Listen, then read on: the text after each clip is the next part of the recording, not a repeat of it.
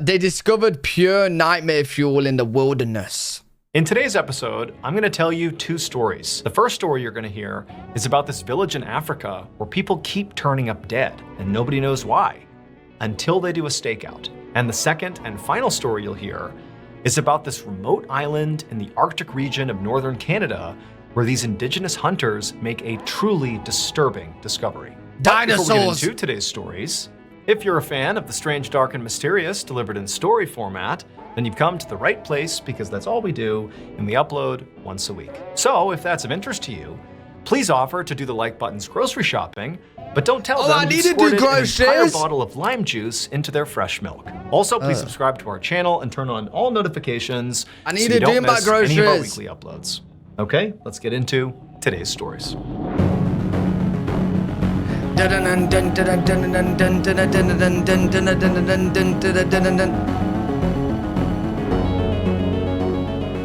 Oh, well, doesn't this just give it away, the story? So there's someone in the village butchering people? The butchery. In the middle of the night on March 7th, 2005, a 64-year-old man named John Mangine crouched in the bushes in his little village in Uganda. Several of John's friends and neighbors were also crouching in bushes nearby, and everyone was being totally silent, constantly scanning the area, looking for movement. But so far, nothing had happened, and everyone was totally exhausted and terrified. So John had been around for a long time.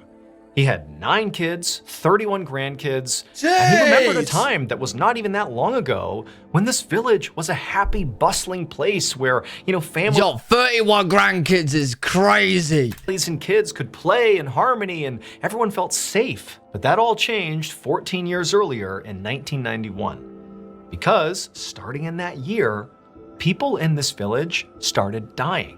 Or more specifically, people in this village started getting killed by someone they didn't know. It was like randomly people would just go missing and then turn up horribly mutilated and deceased, or people just vanished and were never seen again. Over the course of these 14 years, 83 people from this village had been killed and nobody knew why. How many is that a year? Like 7 a year? And 83 people, to put this in perspective, represented 10% of this entire village's population. Oh, this wow. was so widespread that everybody in John's village personally knew someone who had been killed by whatever was plaguing this village. Wow. And at some point, the people in this village began to think that clearly a demon is responsible for this. I mean, this is so pervasive that this can't be an animal or a person.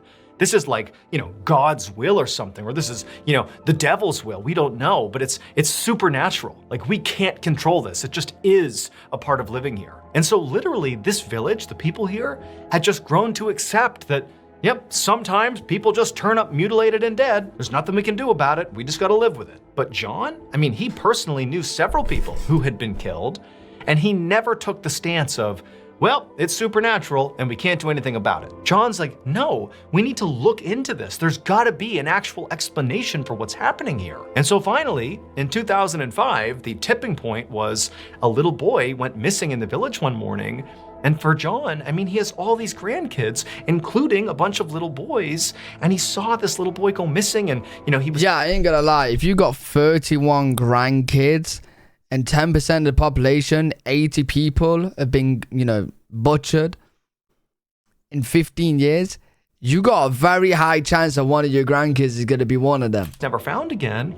And John's thinking, that's just like one of my grandkids. This has to stop. We got to look now. We have to look into this now. And so John very forcefully rounded up some people in the village, his friends and neighbors and others, and he told them, tonight we are going to set up a stakeout. Go on, John. Stay out all night if we have to, and wait for this demon, this creature, this person, whoever it is. We are going to catch them in the act and put an end to this thing. Wait. According to my calculations, people do like to refer to me as Albert Lustein, right? According to my calculations, 80-something people go missing in 14 years. That's like 7 people a year, right? 7 people a year, which equals to about 1.2 months. 1 person every 1.2 months. That would mean you'd have to do a stakeout for around on average 1.5 months to catch him in the act. That's a lot of staking out. Who calls me Albert Lustein? Everyone. Chat, you guys, bro, that is definitely a thing. And because John was so motivated, so enthusiastic, and so ready to sort of lead this thing, he really quickly turned the tide of people's opinions in this village. Oh, wait. Management's calling. Oh, yeah, no, sorry. I totally forgot to do that.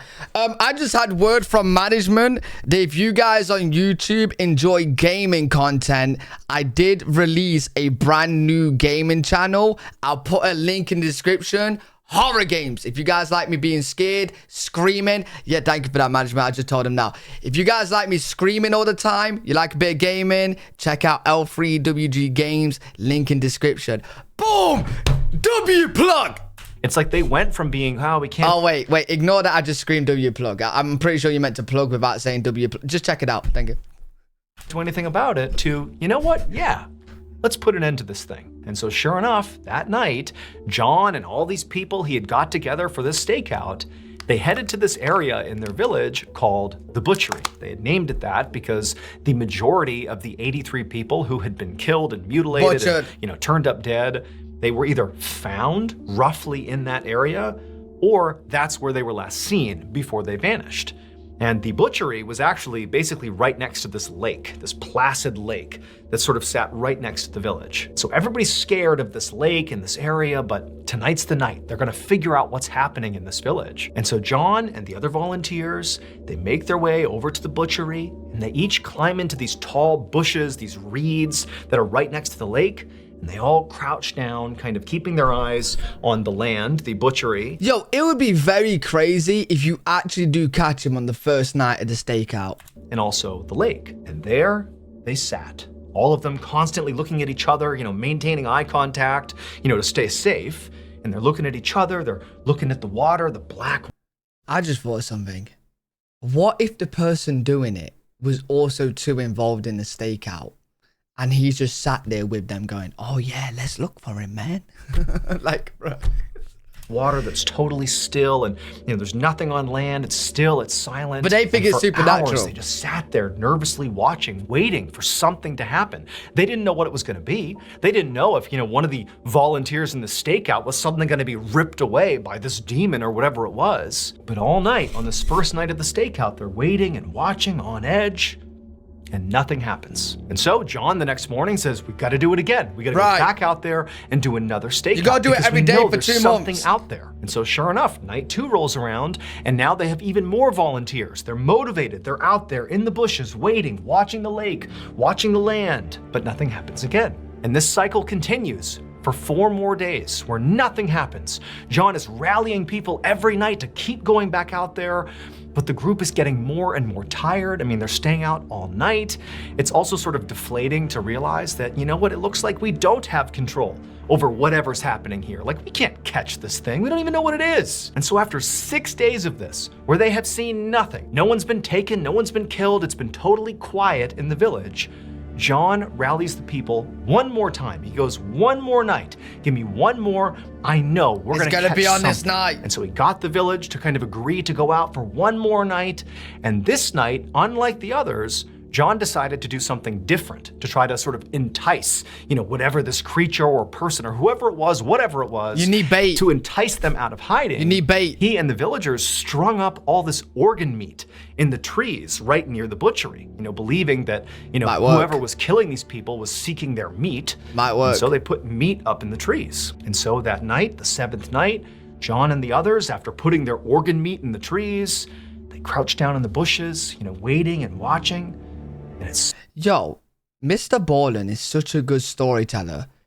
Surely I'm not the only one right now, but I actually feel like I'm in the fucking bush with them. Anyone else? Like, I genuinely feel like I'm in this bush. silent and it's dark. And at first, nothing happened.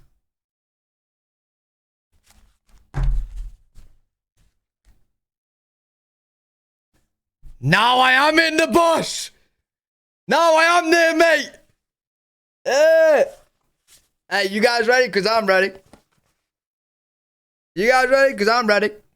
Happens. And as the night goes on and on, people are starting to think, it's just another night where nothing's gonna happen. And people are starting to get restless. And John's telling them, like, be quiet, stay still. We gotta wait, we gotta watch, see what happens. Hours and hours go by, nothing. But then, between 4 or 5 in the morning, it's still dark out, the water's black, it's still and silent, and people are really starting to get restless at this point. They begin to hear something. It's like this low grumbling sound that appears to be coming from the lake, but it's hard to tell. The lake was pretty big and Grab it was your still weapons. dark out. They're looking out at the water and it's just dark. And they're right near the water. And so they're hearing this rumbling sound and everyone's kind of looking out like this is the first time anything has happened during one of these stakeouts. I'll crack it. And John, he's telling them, stay down, stay quiet. And they're looking out at the water and it's still. But this rumbling, growling sound, it's a croc. It starts getting louder. It's a croc. Louder and louder. It's so loud at a certain point that John, he can feel his body literally trembling from the sound. And as that begins to happen, even with the minimal light, they're looking out at the black water and they notice ripples on the surface of the water. It's a croc. Something's moving in the lake. And so everybody's looking and waiting, everyone's scared. John looks over at the other people who are in the other set of bushes right near him, and he can see their eyes are wide, they're terrified, but everyone's looking out at the water. And then eventually this massive, dark silhouette emerges from the lake. And this loud growl fills the air and everyone's frozen, and then whatever it is charges towards John. But it doesn't go after John. This huge creature runs past John and bites down on the meat dangling from the trees. Loves meat. But the meat, they had placed hooks in the meat like a trap. And as soon as this thing bit onto the meat, it got snared in one of the traps and it couldn't move. And John, who had been waiting for this moment, even though he has no idea what's happened here, he knew he needed backup. And so he got up and sprinted into the village and began screaming for everyone to come out here and help us. And so 50 villagers came pouring out of their homes and they all descended on the tree with all the organ meat and this huge creature dangling and thrashing from the trap. And they suddenly realized that what had been plaguing their village was not a demon. It was instead the largest saltwater crocodile ever found in Uganda. This crocodile was 16 feet long, over 2,000 pounds. I mean, this thing is massive. And for 14 years, this crocodile had been sneaking into the village, grabbing people, and dragging them back to the lake. And nobody had seen it. Or more specifically, anyone who had seen this crocodile, this beast, did not live to tell the tale. Authorities were quickly called to the village, and they wouldn't allow the villagers to kill this crocodile as much as they wanted to. Instead, the crocodile was relocated. You know what? I'm actually happy the crocodile is relocated because the croc is just, he's just doing what humans do, right? We eat animals all the time. We're no different to the croc, right? We just do it right in front of their eyes. You know what I'm saying? So W relocation. To relocate his ass. Obviously don't relocate it to where there's more people because then that's kind of bad on that people now, but he was just having dinner, man, but crazy. Last year, we launched a brand new podcast here at Ballen Studios. We've done growing really close. We don't need the safari hat now. Under the top. One morning in April of 1848, a group of men were walking towards the coast of King William Island, which is an island located in the freezing Arctic region of northern Canada. These men were members of the Inuit people, who are indigenous. Oh, damn, it's cold. It's cold. It's cold. We got a different one. Don't worry, chat. We got loads of these, man. We got loads. King William Island. And today, they were going hunting. Specifically, they were making their way towards the coastline to see if they could find any seals that they could hunt and kill for food and for clothing. However, even though technically the coastline was right in front of them, they couldn't actually see the water because there was this This is my Arctic hat, chat. Huge icy hill that obstructed their view. So in order to look down to the water, they would have to crest that hill and then look down. As these hunters got closer to the hill, the youngest of the hunters broke from the group and ran up the hill to basically get an early look over and see if he could spot any animals down below. Okay. However, as soon as he crested the hill and scanned the coastline, again, you got a picture, it's snowy, icy outside, it's below 0 degrees. I mean, you're in the Arctic wild here. He's looking down and at first, all he sees is just white, just snow, ice, but he sees something else. And as he's looking at it, he can't even understand what he's seeing. Like, it doesn't make sense. It's not computing. And so at this point, the young hunter kind of ducked down on this side of the hill, kind of away and out of view of the ocean. And he turned and signaled to the other hunters to get up here and take a look. And so the other hunters, they don't really understand what's happening here, but they can see, there's some urgency coming from this young hunter. And so they run up the hill as well. And all together, all at once, they kind of peer up and over the hill again. Yeah, I'm thinking polar bear. And for a second, they all just stared in horrified silence. Down below, wandering along the coastline, were not seals or walruses or any other animals that these hunters might have expected to see out here. Instead, they saw people. Specifically, they saw Kalunat, which is their word for white men. But these men were not acting like people. They were lumbering, almost like they weren't in control of their bodies. They had these strange, jerky movements, and they were all just kind of staring straight ahead with these vacant expressions. And their skin, it was like black and blue, and their clothes were tattered, and they were just kind of lumbering along, about 40 of these Kalunat, these white men. Now, for these hunters, they really didn't have much exposure. Oh my God, is Game of Thrones real with the White Walkers? Are White Walkers real? Or experience around Kalunat, around white men. All they really knew at the time and in this part of the world is that white men were pretty dangerous to the indigenous people. But they did know there was a group of Kalunat who were staying on a ship that was off the coast of King William Island, and they had been living there for the better part of a year, and it seemed like their ship might have frozen off the coast, and they were just kind of trapped until the warmer months came around and they could sail away. But to this point, the Inuit people really had not seen or interacted with any of those white people. They had just kind of kept to themselves, and that was it. So just to see the Kalunat, the white people, on land, that alone was really shocking. Like, what happened? Why did they leave their ship? Why are they here? But again, the way they were moving and how they looked. The best solution to doing this, and I don't know if this is controversial, right? But the best solution that's worked in history, you kidnap one. You kidnap one, you batter him until he tells you everything. Then you find out who they are. You know what I mean? Because you don't know. They could be zombies, they could be White Walkers, they could be good guys, right? Probably good guys, but there's just lost. But you gotta find out. You gotta be careful. It seemed wrong. Like there was something wrong with these people. Like there's more to this story than the Inuit people understand. And it was sort of terrifying. And on top of just the way they were moving, there was something else these Kalunat were doing. In addition to these men just kind of lumbering along the coastline, a few of them were dragging this big sled. And there was a tarp over the sled. Clearly something big or several things were under this tarp. But the Inuit hunters, they couldn't quite tell what it was. It was covered up. And so they're just watching these men in this weird parade along the coastline with the sled. And they really were like, we have to get out of here. And so they ducked their heads below the icy hill to kind of stay out of view of the Kalunat, who to this point, it did not seem like they had spotted the hunters. And as the hunters are sort of trying to figure out what they should even do, they hear this awful guttural scream coming from down below where these men are, where these white men are. And instinctively, the hunters, they grab their spears and they poke their head up over the hill, almost thinking maybe they've spotted us, maybe they're gonna attack us. But no, when they look down below, many of the Kalunat were still just kind of lumbering along, but one of them had stopped and he was kind of retching around like there was something wrong with him, and he continued to scream out, and then he just crumpled to the ground. But the other white men, it was like they didn't even react to it, except for the men pulling the sled. They pulled the sled right up alongside this man who had just fallen to the ground after screaming, and they just sort of nonchalantly pulled back the tarp, revealing all sorts of bodies on the sled. They picked the guy who had just fallen, and they threw him onto the pile.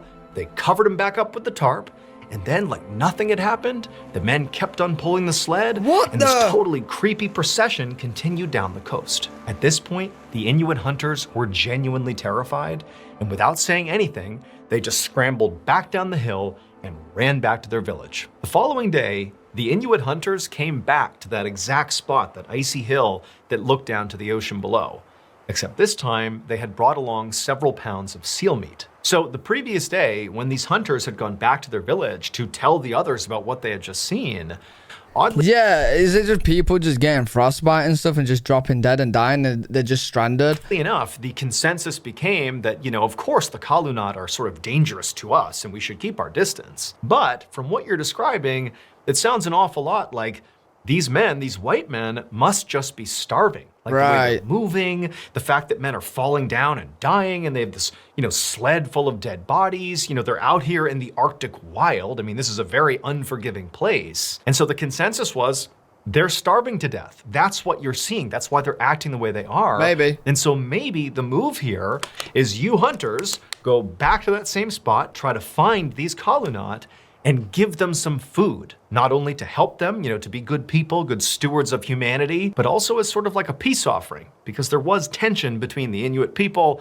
and the Kalunat. And so these hunters had agreed. They had showed up with the intention of, finding these 40 some odd white men, giving them some food, and maybe even offering some help, if they needed it. And so that day, the Inuit hunters, they make it back to their spot, they climb up that icy hill. Hopefully you don't bite them in the ass, but we'll see.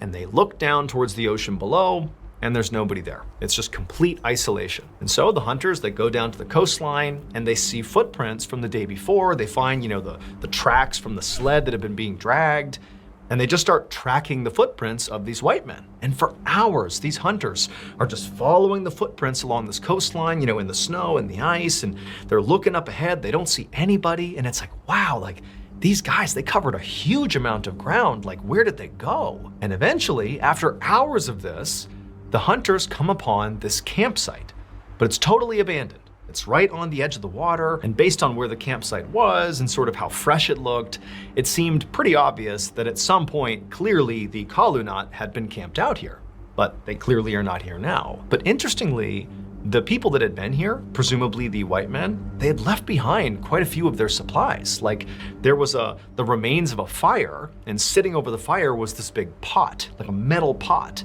And you would think, if you're struggling to survive out here, that you would definitely want to keep some of your cooking supplies.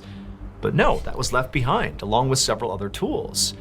And so the Inuit hunters, they're looking around thinking, okay, well, maybe they just stepped away and they're going to come back. But they searched the vicinity of the campsite, but nobody was there. The footprints just kind of picked up and continued off into the distance. And so feeling pretty puzzled by this, the Inuit hunters decided to just search the campsite and try to get some clue as to what's going on with these white men. And eventually, after searching through all the different things that had been left behind, they came back to that fire and that pot that had a lid over it that was sitting right there. And one of the hunters walks up to the pot, he grabs the lid, he lifts it off, and when he saw what was inside, he reeled back in horror. Several months later, that same group of Inuit hunters had hiked miles and miles down that same coastline of King William Island until they saw off in the distance, right off the coast, this big wooden ship. And these hunters knew this ship belonged to the Kalunat.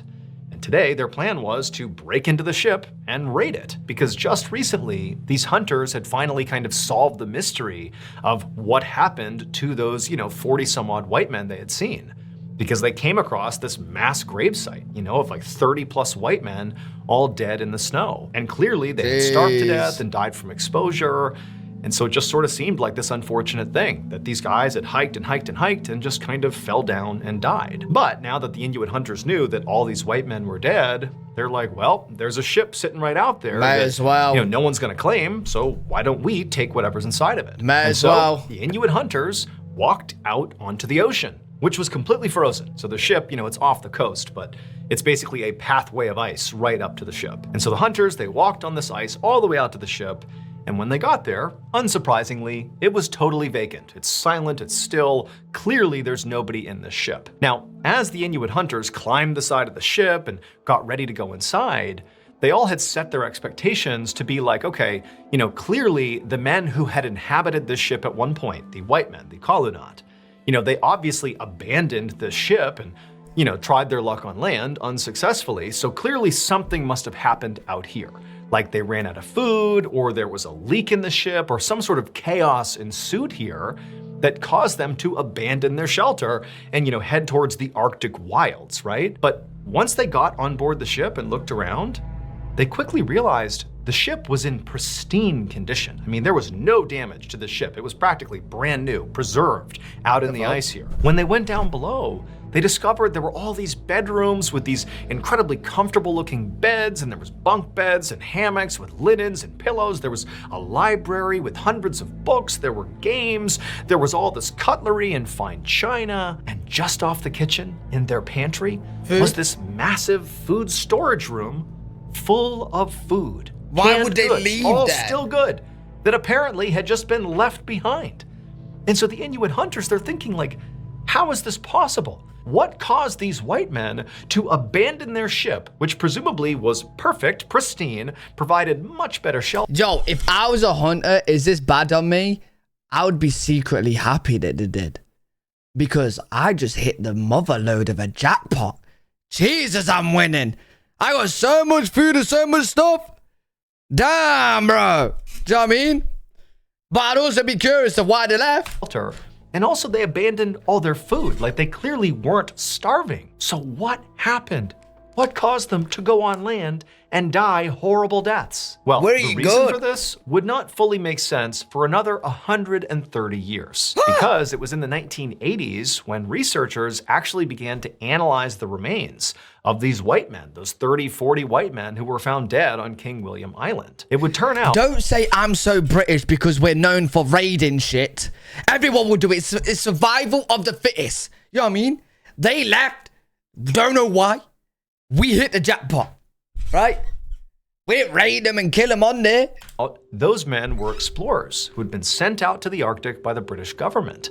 And they had been 30, 40 white men who were found dead on King William Island. It would turn out those men were explorers who had been sent out to the Arctic by the British government. Okay. And they had been well outfitted when they were sent out on their journey. I mean, they were given that incredible ship, and they were given all these supplies, including a whole bunch of canned food items. However, what these explorers didn't know is that their canned food had become tainted with lead.